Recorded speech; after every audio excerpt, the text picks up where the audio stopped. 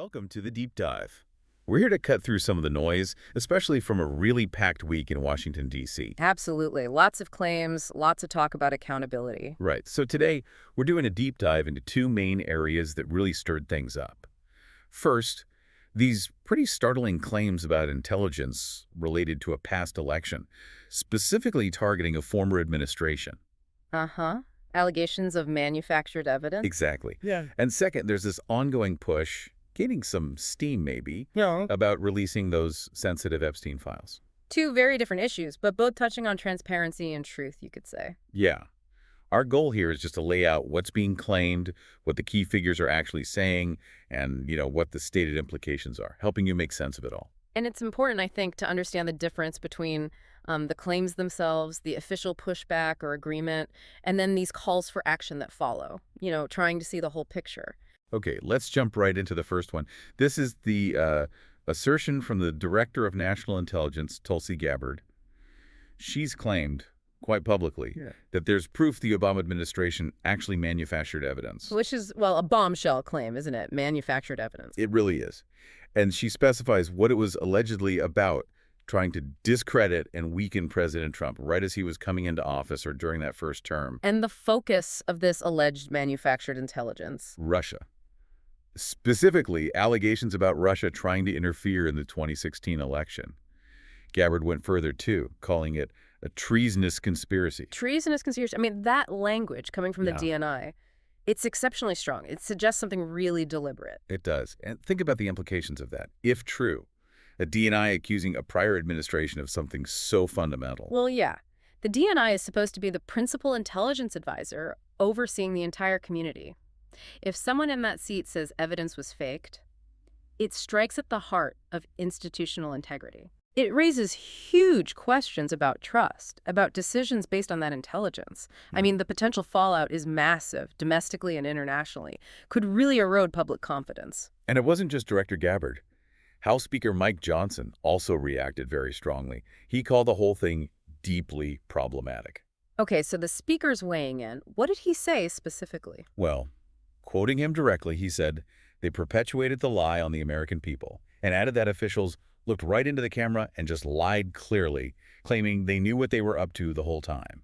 So he's echoing that idea of deliberate deception, that people knew this intelligence narrative was allegedly false but pushed it anyway. Exactly. A conscious effort is what's being alleged. And the stated motive behind all this alleged manufacturing. According to the narrative presented, it was about undermining Trump's presidency right from the start, essentially trying to subvert the outcome of the 2016 election after the fact. So the claim is that false intelligence was created or promoted to fuel investigations, damage the administration's legitimacy, and maybe distract them.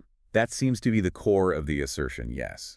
And it apparently led to what's described as a nightmare for people in the Trump administration. A nightmare? How so? The account describes this environment where basically everyone high up had to get their own lawyers. They were facing subpoenas.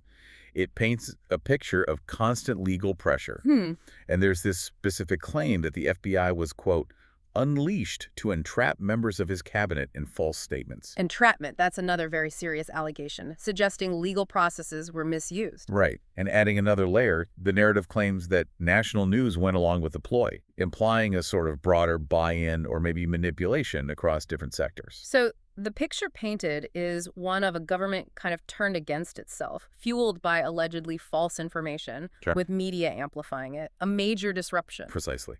Which, of course, leads to the big question. Accountability. If these claims are true, what happens? Exactly. And the material we looked at points to two main paths for that. Okay. First, the legal side.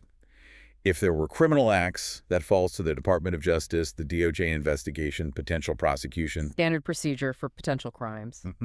And the second path. That involves the House of Representatives.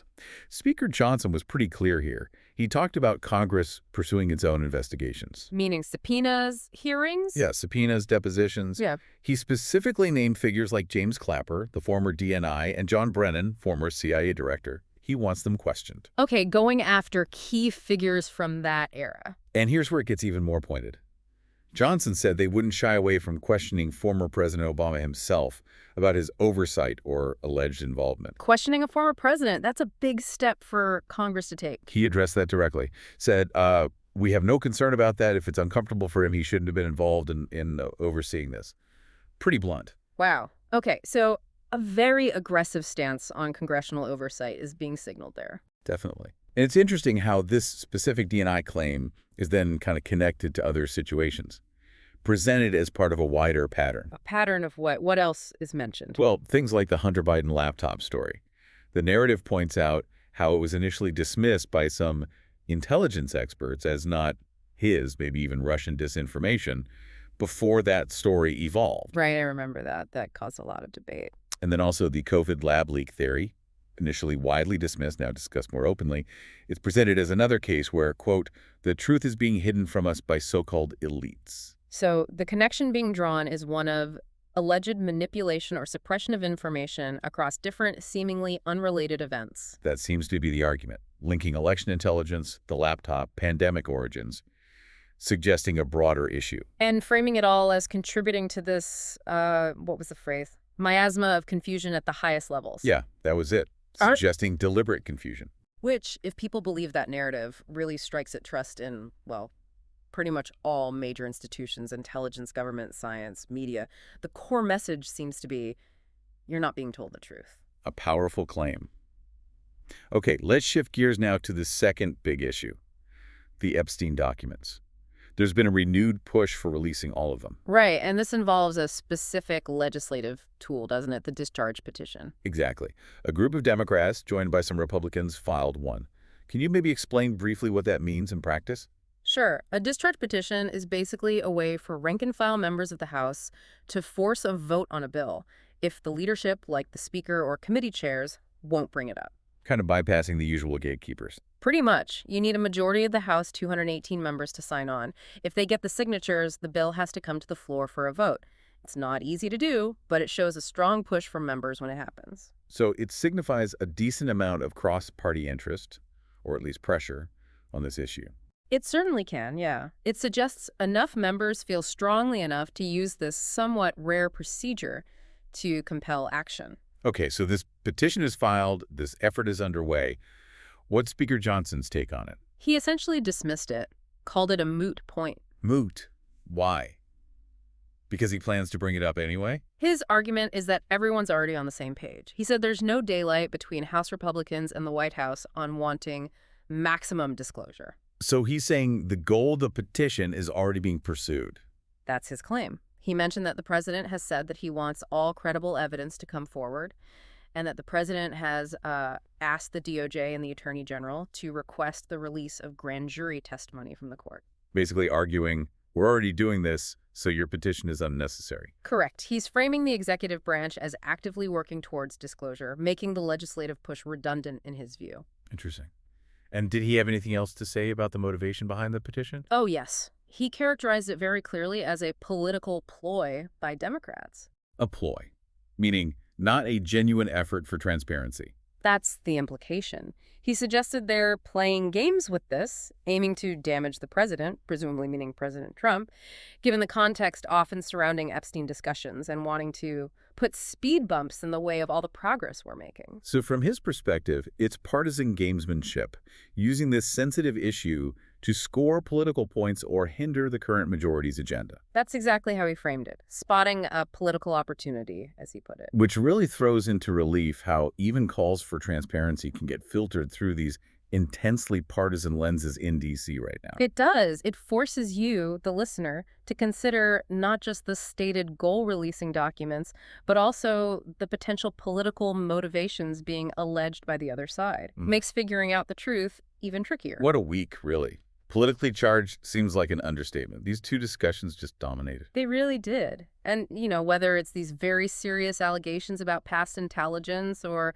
the fight over releasing sensitive files, the common thread is this demand, this push for accountability, for getting to the bottom of things, for finding some kind of truth in really complicated, often murky situations. It definitely feels like a recurring theme, that tension between what we're told, what might be hidden, and what people believe really happened. Absolutely. So thinking about all this, what stands out most to you listening right now? In a time where information itself is sometimes labeled manufactured and motives are constantly questioned, how do we even begin to figure out what's real and ensure there's actually justice? What new ways might we need to navigate all this? Lots to think about there. Welcome to the Deep Dive. We're here to cut through some